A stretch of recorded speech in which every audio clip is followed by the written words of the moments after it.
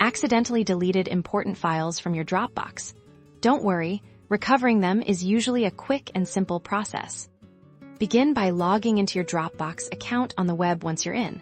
Look for the Deleted Files option in the left sidebar. This page shows all items you've recently removed. You'll see the file name, where it was located, and when it was deleted.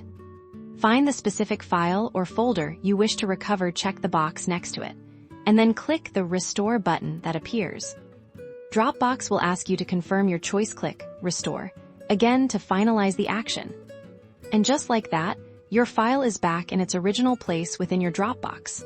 You can now access it as if it were never deleted. If you need to restore multiple files, simply select all the ones you want from the deleted files list before clicking Restore. Remember, Dropbox keeps your deleted files for a limited time, so it's good to act quickly if you need to restore something.